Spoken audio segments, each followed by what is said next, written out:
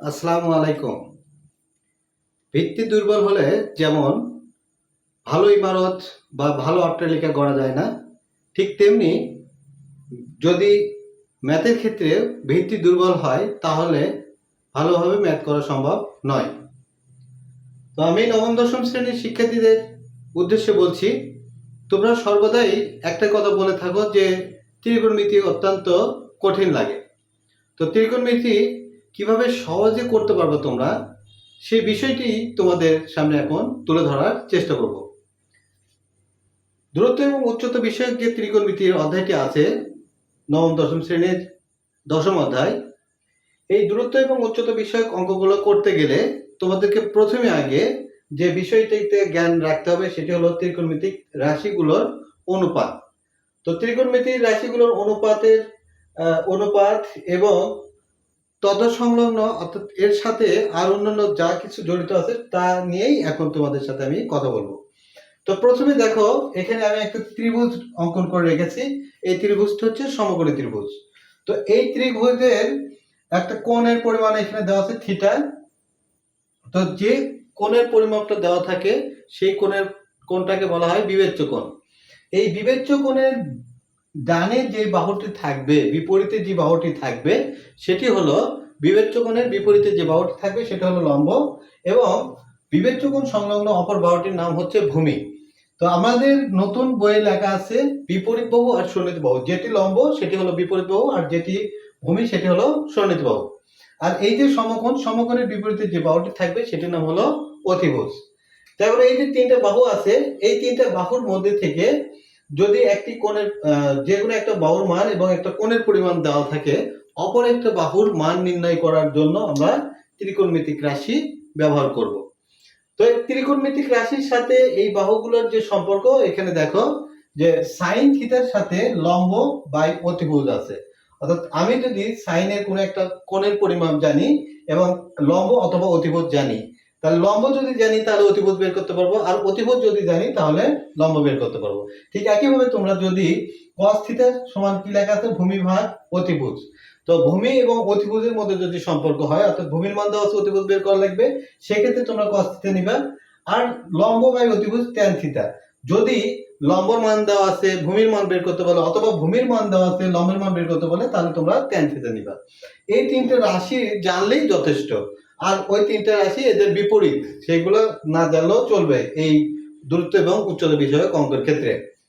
এখন আসলে আমরা যে জিনিসটা জানবো সেটা হলো যে আমাদের এই কোণের পরিমাণটা কত ডিগ্রি দেওয়া থাকলে ত্রিভুজের আকৃতি কেমন হবে, অর্থাৎ আমরা যে ত্রিভুজটা আঁকবো তার আকৃতি কেমন হবে। যদি 30 ডিগ্রি কোণ হয়, তো 30 ডিগ্রি কোণ হলে ভূমিটা বড় হবে। 30 ডিগ্রি কোণ হলে ভূমি বড় হবে। দেখো ভূমি বড় এঁকেছি এবং লম্বটা আমরা ছোট এঁকেছি।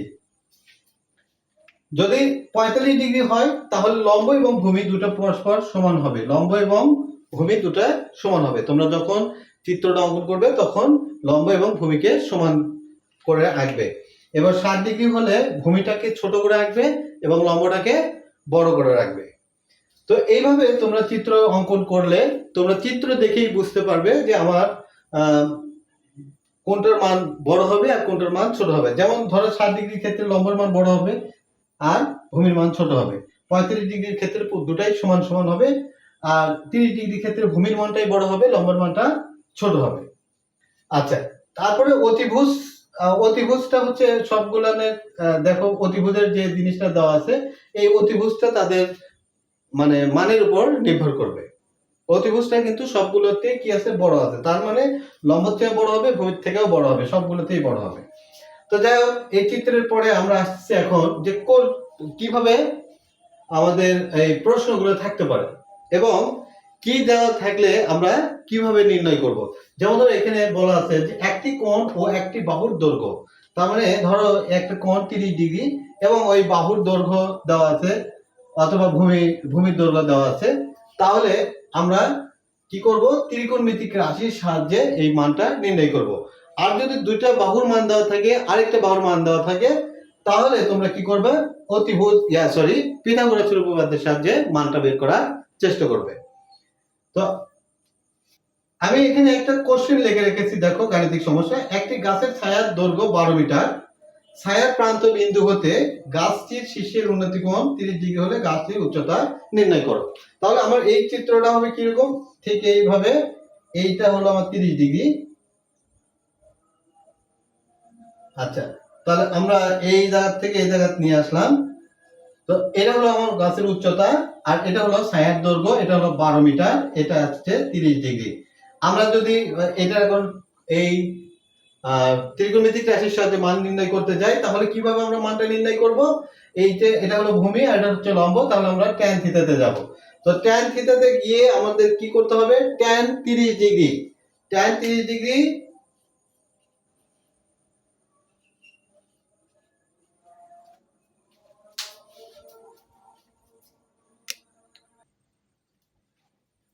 তাহলে tan 30 ডিগ্রি সমান আমরা লিখব যে লম্ব ভাগ ভূমি। তো এখানে আমাদের ভূমি কত দেওয়া আছে? 12, আর লম্ব কত দেওয়া আছে? h। এই যে h, এটা হলো আমার গাছের এই গাছের উচ্চতা, আর এটা হলো ছায়ার দৈর্ঘ্য। তাহলে আমরা এখন এখানে tan 30 ডিগ্রি মান কত, আমাদের সেই মানটা জানতে হবে। যদি আমরা এই tan 30 ডিগ্রি মান না বসাতে পারি, তাহলে আমরা কিন্তু মান বের করতে পারবো না। তো tan 30 ডিগ্রি মান হচ্ছে 1/√3। তাহলে 1/√3 সমান h ভাগ 12। তাহলে আমরা এখান থেকে যদি আড়াআড়ি গুণ করে দিই, তাহলে কি পাবো? h√3 equal 12। অতএব h সমান 12 ভাগ √3। তাহলে দেখো, আমি তোমাদের যেটা বলছিলাম যে ভূমি বড় হলে লম্ব ছোট যখন 30 ডিগ্রি হবে। তো 12 আছে এটা, আর এই 12 ভাগ √3 এর মানটা হবে উচ্চতার মান। তো তোমরা যদি এই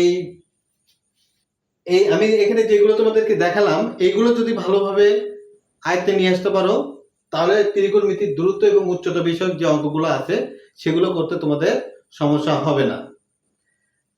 আমি যেহেতু এখানে বেসিক নিয়ে আলোচনা করতেছি, সেজন্য তোমাদের এখানে আর বড় কোনো ম্যাথ করে আমি দেখালাম না। আমি এর পরের যে ভিডিওটি দিব, সেই ভিডিওটিতে শুধু ম্যাথ নিয়ে আলোচনা করব, সেখানে আর এই বেসিক গুলো নিয়ে আমরা আলোচনা করব না। তবে এখানে বেসিকের মতো আরো কিছু তোমাদেরকে সংযুক্ত করে দিচ্ছি আমি। সেটা হলো যে যদি তোমাদের কোনো একটা চিত্রে এরকম বলা হয় যে একটা গাছের উচ্চতা এবং গাছটির ছায়ার দৈর্ঘ্য 30, ছায়ার প্রান্ত বিন্দু থেকে গাছের শীর্ষের উন্নতি কোণ 30 ডিগ্রি। ওই স্থান থেকে 12 মিটার সামনে গেলে এর উন্নতি কোণ হয় 60 ডিগ্রি। এর উন্নতি কোণ হয় 60 ডিগ্রি। এখানে তখন আমরা লিখব 60 ডিগ্রি। তাহলে সামনের দিকে যখন যাবে, তাহলে তখন মনে রাখবে যে কোণের পরিমাণটা বাড়তে থাকবে, আর যখন পিছন দিকে আসবে তখন মনে রাখবে কোণের পরিমাণটা কমতে থাকবে। সামনের দিকে গেলে কোণের পরিমাণ বাড়তে থাকবে, পিছন দিকে আসলে কোণের পরিমাণ কমতে থাকবে। যে এই বিষয়গুলো তোমাদের অবশ্যই মাথায় রাখতে হবে। এইগুলো যদি তোমরা মাথায় রাখতে পারো, তাহলে এই ত্রিকোণমিতির দূরত্ব এবং উচ্চতা নির্ণয় তোমাদের কাছে কোনো ব্যাপারই হবে না। আমি তোমাদের আবারও বলছি, যদি তোমরা এই জিনিসগুলো ভালো করে মনে রাখতে পারো, তাহলে ত্রিকোণমিতির দূরত্ব এবং উচ্চতা বিষয়ক যে অঙ্কগুলো আছে সেগুলো তোমাদের কাছে কোনো ব্যাপারই হবে না, একবার পানির মতো হয়ে যাবে। তো আজকে এই পর্যন্তই রাখছি। তোমরা এই ভিডিওটি ভালো করে দেখবে এবং পরবর্তীতে আমি দূরত্ব এবং উচ্চতা বিষয়ক যে অঙ্কগুলো করে দিব সেগুলোর সাথে এগুলো মিলায় নিবে। তাহলে তোমরা দূরত্ব এবং উচ্চতা বিষয়ক যে অঙ্কগুলো পরীক্ষাতে আসার সম্ভাবনা আছে সেগুলো করতে পারবে। তো সবাই ভালো থেকো, সুস্থ থেকো। আল্লাহ হাফেজ।